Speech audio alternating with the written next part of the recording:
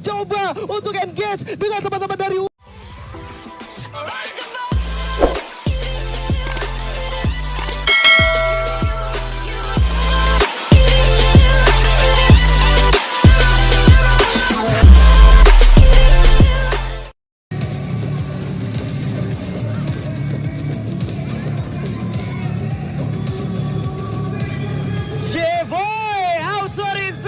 bersiap-siap dan segera masuk ke dalam game kita yang pertama di Grand Final Free Fire World Series Global Finals 2024. Pesawat sudah mengudara dari arah Mars Electric menuju ke arah Bullseye, Shipyard dan juga Graveyard. Terlihat nampaknya Fluxo kayak biasa main default, dia looting dulu Mars Electric, habis itu gerak ke arah Pochinok. Begitu juga dengan Factory, nggak ada yang berubah kecuali bahkan di sekitaran area Graveyard dan Observatory pun sama. Bakal besar banget juga kansnya Bigetron sama Falcons gesekan. Yes, sementara kalau kita ngelihat Fluxo kali ini satu orang dengan sangat baik, Bobs mengetahui kalau memang dia harus melakukan hal tersebut. Looting di bagian pinggir terlebih dahulu untuk memastikan tidak ada yang langsung bergerak ke arah mereka. Karena itu bakal menjadi satu off angle yang mungkin bisa mencelakakan mereka. Betul. Ini adalah hal yang mereka sangat pelajari dari waktu ke waktu. Dan mereka juga sadar betul terutama pas di awal-awal mereka kecolongan sama teman-teman dari WAG. Itu hal yang gak akan mereka coba ulangi lagi. Dan ini dia Classic Shots Asia Fight di arah Observatory. Saat lagi akan kita saksikan apa yang akan terjadi selanjutnya, karena One More sini sebenarnya udah memegang satu buah Fama chip satu ya, tapi Ikal, oh my god, hati-hati Ikal, dan On Fire ternyata berhasil didapatkan Dix. Sayang sekali Dix harus terculik first blood, berhasil didapatkan oleh tim Falcons. Masih ada Koja, masih ada Kyong, tapi apakah mereka belum sempat merevive? Mengingat sebenarnya koin harusnya udah berhasil mereka kantongi. Yes, dan Ikal cukup sekarat kali ini, hampir saja terkena. Oh my god, 11 HP dari seorang Peter barusan. Hampir saja bisa satu tukar satu oleh seorang Ikal. It's not a good sign from Bigetron Delta. Ya, satu hal yang cukup membuat mereka jadi kesulitan. Dan kali ini mereka cukup berdekatan dengan RRQ. Ya, ini harus diperhatikan pergerakan dari Bigetron Delta. Dan cara mereka reset juga harus benar-benar lebih jeli lagi dalam melakukan drop. Karena ini adalah hal yang sering mereka juga rasakan di fase knockout stage waktu di Shots Asia Fall. Ya, sebelum sampai di Global Series gitu Bung Skala. Jadi mereka jangan kaget, jangan ngerasa kok kita tiba-tiba berantem lagi, jangan kayak gitu. Betul. Ya. Karena sebelumnya mereka yang melakukan hal tersebut di Grand Final waktu di Surabaya gitu kan. Betul, dan kita lihat aksi yang lain terjadi juga. Brazil versus Thailand tak terhindarkan. Iwan Esports versus Tackle Around kali ini. Terdengar riuh suara penonton pun terasa sampai kuping caster di Indonesia juga. Nampaknya terlihat Joggat berhasil di-knockdown oleh Paul7 dalam bahaya punggat sendirian. Oh my god, 15 berhasil dapatkan. Tapi triple pick tak terhindarkan menuju ke arah Tackle Around. Guys, gila gue speechless banget. Di kuping gue terdengar suara audiens yang luar biasa sekali dan masih lanjut ternyata. Belum selesai, masih ada limit dan juga Kaugar maju ke depan saya. 15 XP dan 15 di sana di-knockdown dibalas. Masih ada Paul7 ternyata membuat Iwan Esports sudah berhasil memulangkan attack all around di game kita yang pertama. What, attack all around langsung tumbang di menit ketiga game yang sudah berjalan, tapi tidak berhenti sampai di situ. Kali ini kita akan dibawa ke arah Observatory di mana ada seorang Nando X yang sudah mengambil bagian dari atas Observatory dan berhasil menumbangkan seorang Poppy di sana. Wow. Shin pun bakal menjadi target selanjutnya. Hak bersama dengan satu player lainnya yaitu Omala berhasil memulangkan seorang Shin dan hanya menyisakan 2 player saja, tapi Dead sudah berada di depan. Nando sudah mulai terlihat kali ini duel one on one, tapi follow up terlalu cepat sehingga dua tim dari Southeast Asia sungguh kesulitan nampaknya. Yap, tapi belum selesai sampai situ karena tim Falcon sepertinya bakal coba komit kembali ke arah Observatory. One more kecolongan diajar Nando X kali ini. Peter masih bisa menghidupkan kembali seorang One More. Kita bisa lihat gimana tim Falcons mencoba menghabisi lawan yang ada di depan mata mereka. Ini sebenarnya juga menjadi peluang sedikit nafas untuk tim Hua Esports yang sempat tergenggam oleh kejaran dari SCCP atau kerintian sang pemegang sejarah di venue bersejarah. Mereka angkat piala di kali pertama mereka di tahun 2019, Bung Skyla. Ya, sementara seorang Yanbin masih coba kabur dari genggaman teman-teman tim Falcon yang sedang berusaha untuk mencari satu orang yang tersisa. Step yang sudah mulai terdengar barusan. Checking corner dilakukan. Peter sudah melihat ada satu orang hampir saja ter-take down. Tapi untungnya Yanbin masih bisa survive. Bahkan menumbangkan satu orang terlebih dahulu. Dan Choskyu dimainkan hari ini menjadi nafas yang cukup segar untuk tim Falcon. Yap, ini sepertinya Coach Conan tahu betul apa yang dia butuhkan ketika kita melihat hasil yang kurang maksimal untuk tim Falcons bersama dengan line up Keroro gitu. Nggak bisa dipungkirin, Keroronya pun juga banyak banget momen-momen dia over PD, over pick dan juga out of position dari teman-temannya. Yes, dan pada akhirnya hal tersebut yang coba diidentifikasi dari 2 hari point rush yang sudah dijalankan dan mempertimbangkan seorang Choskyu dimainkan di hari ini, atau memang itu adalah senjata mereka. Ya, Choskyu spesialis Grand Final, kita nggak bisa pungkiri. Perlu diingat, sebelum Choskyu masuk ke e-sport pun, waktu dia masih di Jazz Academy, itu dia yang bawa Thailand juga dapat medali perak di SEA Games waktu Betul. Indonesia dapat emas, Betul, gitu ya kan? betul. Jadi itu memang nggak bisa dipungkiri lagi. Mentalitas offline dari seorang Choskyu juga udah cukup teruji untuk panggung-panggung sekelas internasional. Dan kita akan lihat Circle juga sudah terlihat cukup ke arah tengah. Dan yang menariknya adalah sebenarnya gimana RRQ sekarang. Maksud gue ini menit berapa, Pak?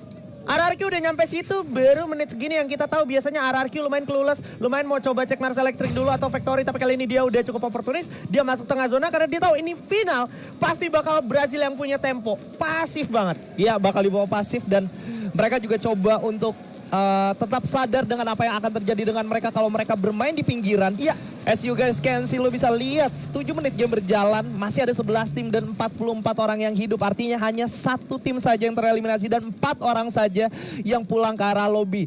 The rest masih bermain dan semuanya kebanyakan berada di pinggir zona. Ya. Dan ini menurut gue juga lumayan sangat-sangat good start.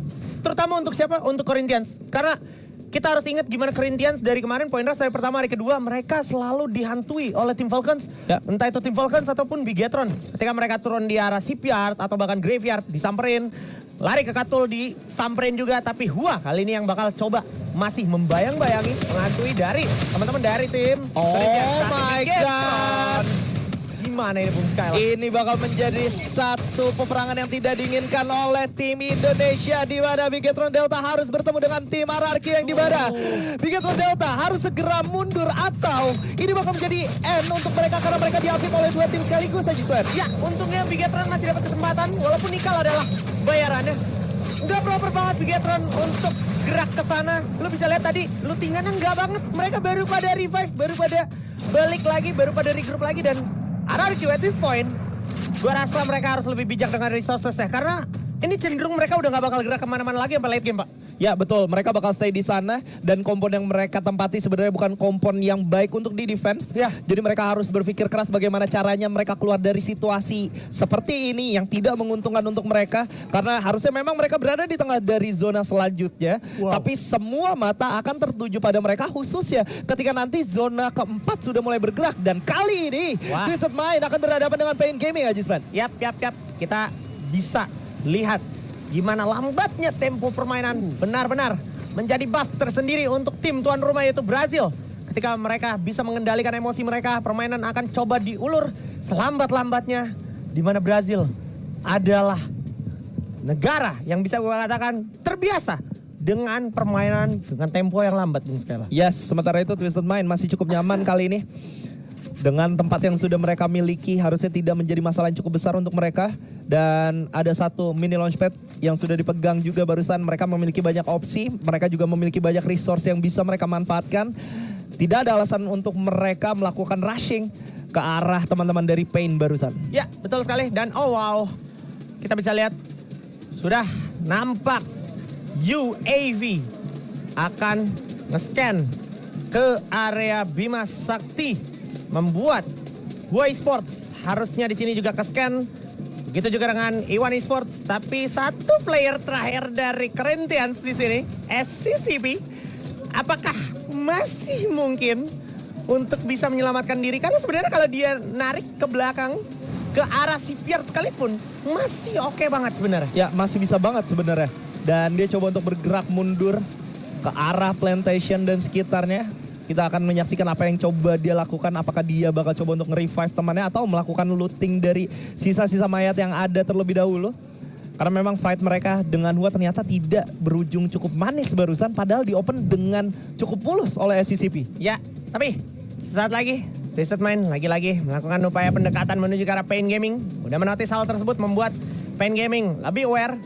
Dan itu tentunya membuat Twisted Mind harus banting setir dan berpikir 2 kali untuk melangsungkan aksi mereka melawan Pain Gaming. Mereka akan bergerak, menarik diri ke zona selanjutnya, setidaknya mengambil compound dulu untuk sejenak. Ya, sementara teman-teman dari Pain, mereka harus memutar ulang bagaimana caranya berpikir keras untuk masuk ke dalam zona selanjutnya. Atau mereka hanya memanfaatkan satu patahan yang sekiranya bisa menguntungkan mereka juga. Oh my god, ini dia nih. Buriram United mode adik-adik Renggat Santino. Nice. Bedanya mereka nggak pakai Santino ya guys. Mereka berada di atas sana mungkin menggunakan launchpad atau mungkin menggunakan portal go tentu saja. Untuk semata-mata nggak mau dihajar di early. Segitunya Pak Buriram United Pak. Sebegitunya. Dan hal tersebut juga sangat wajar apalagi mereka memang di early game kali ini.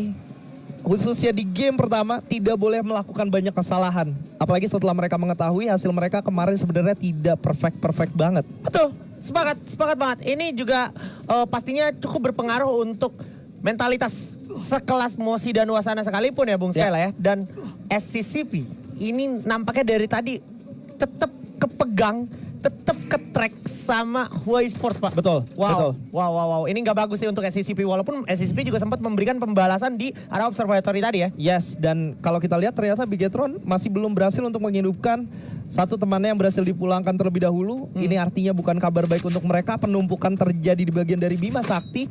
Kalau teman-teman Falcon memutuskan untuk bergerak ke arah kanan, ini mereka bisa selesai Gispen. Ya, sepakat.